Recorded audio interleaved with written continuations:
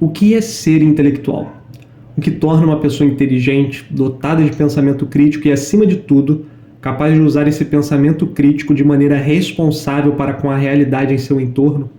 É difícil não ler Fahrenheit 451 sem trazer à tona essa questão. Não somente porque é uma obra-prima que nos faz refletir sobre diversas questões recorrentes até os dias de hoje, mas porque, dentre todas as distopias, esta é, ao meu ver, a mais verossimilhante.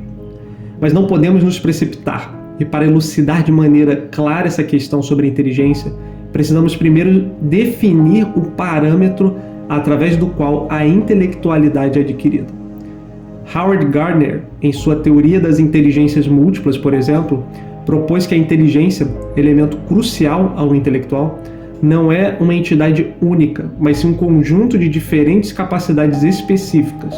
Ele identificou inicialmente 7 inteligências distintas: linguística, lógico-matemática, espacial, musical, corporal sinestésica, interpessoal e intrapessoal, e posteriormente adicionou mais: naturalista e existencial.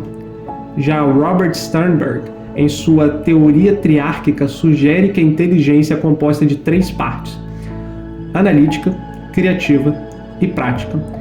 A inteligência analítica envolve habilidades acadêmicas e de resolução de problemas. A inteligência criativa envolve a capacidade de lidar com novas situações usando experiências passadas.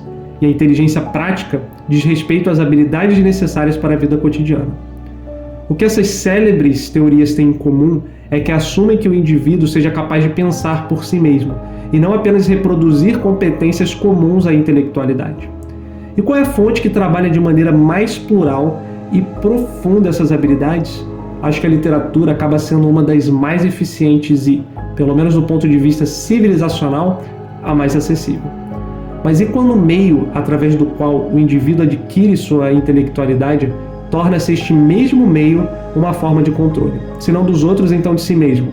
Guy Montag faz parte de um corpo de bombeiros no futuro em que todas as construções são feitas à prova de fogo. Então, qual é o objetivo do corpo de bombeiros? A genialidade da obra está justamente no irônico fato de que essa organização tem agora o dever de incendiar obras de cunho intelectual, ou seja, livros, como pressuposto de que estas mesmas obras representam uma ameaça à estabilidade e bem-estar social. Montag é, portanto, o indivíduo que está no limiar da mediocridade.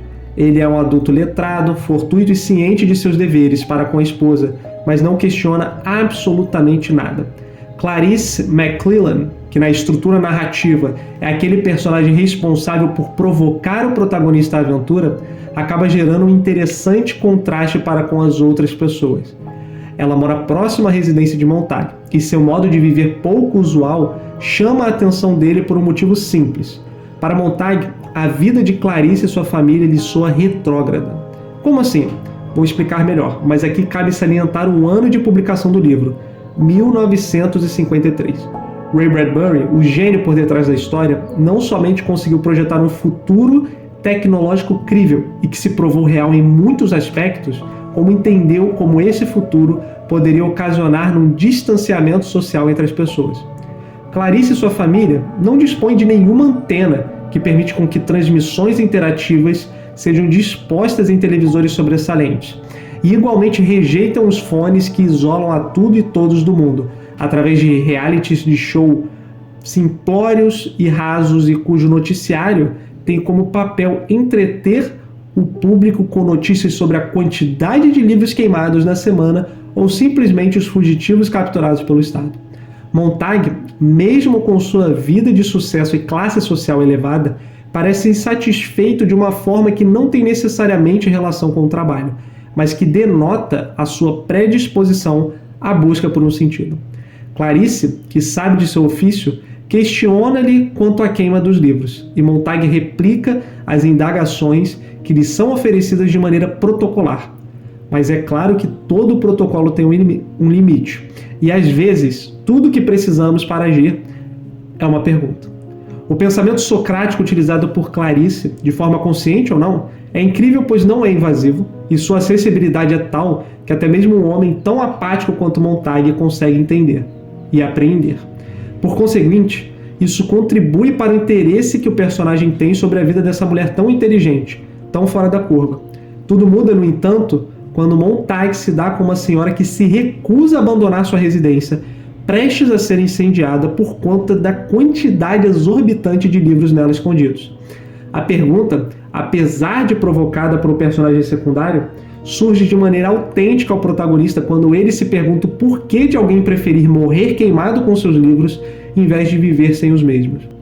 Montag surrupia um livro e lê quase como em chacota, mas o que era um se torna dois e o que era dois se torna três. E de repente já são vários e vários livros, e a consequência e ponto principal desse vídeo surge agora, pois resvala diretamente no desenvolvimento do personagem principal e pode nos oferecer interessantes reflexões.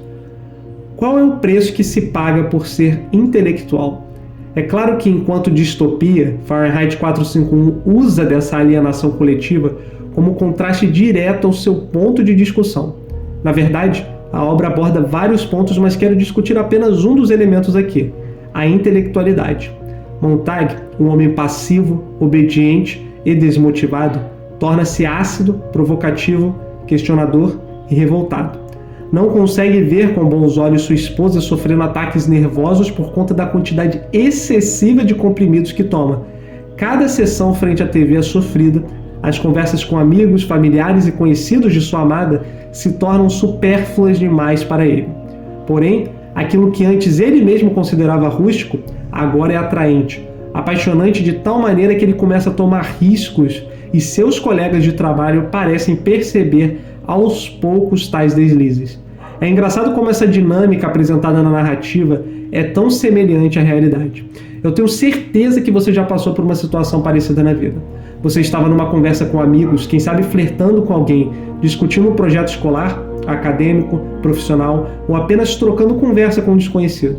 De repente é um tópico para o diálogo, a coisa mais rasa do mundo. Você tolera porque acha que eventualmente haverá algo de interessante a ser conversado, mas o assunto seguinte lhe soa ainda mais superficial, e o que vem depois, pior ainda. De repente você pensa consigo mesmo: esta deve ser a pessoa mais burra que eu já vi, falando as asneiras mais laboriosas que alguém pode dizer. Mas o que te irrita não é isso, pois pessoas burras estão em todos os lugares, especialmente, ao que parece, nos lugares mais altos. Mas sim essa outra pergunta que surge logo em seguida: por que eu tolero isso?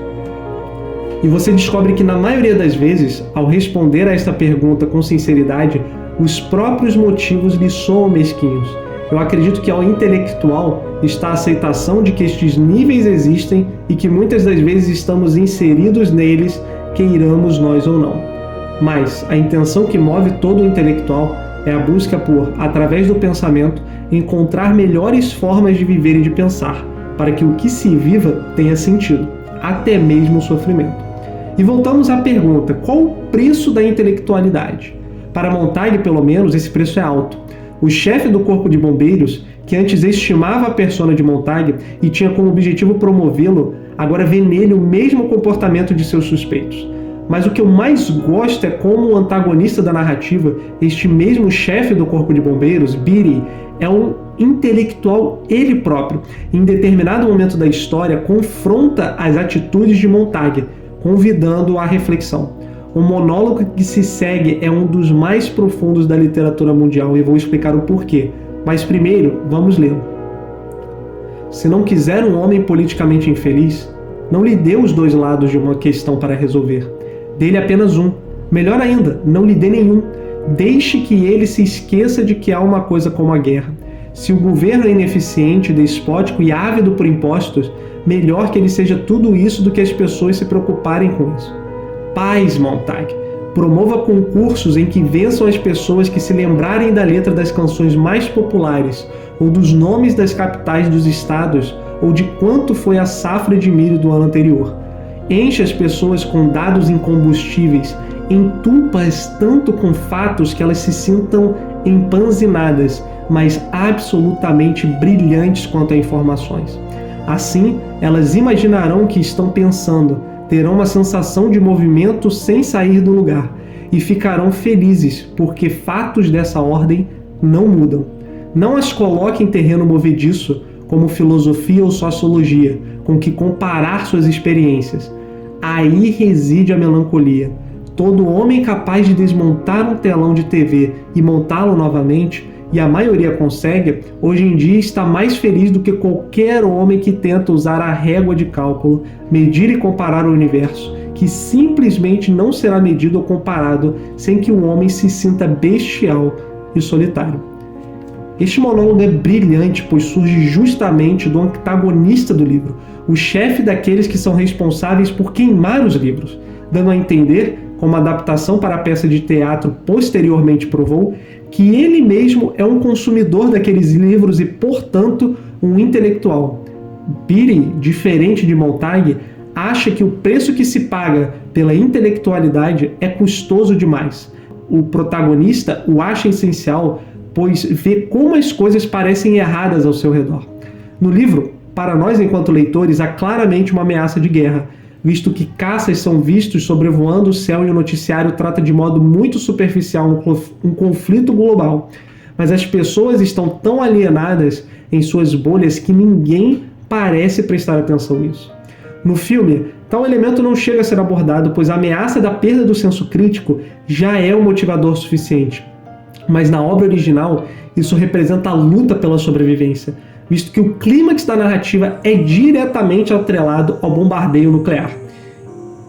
E neste mesmo cataclismo, mesmo com todo o sofrimento que se vem, com a mente questionadora, crítica e reflexiva, qual é a única coisa que salva o homem de si mesmo? Em Fahrenheit 451, pelo menos, é a busca pelo conhecimento, a natureza do pensar, que faz com que pessoas memorizem livros inteiros para que no futuro possam registrá-los não para se sentirem melhores do que os outros, mas para provarem que com o pensamento crítico até a mais escura das trevas pode ser superada.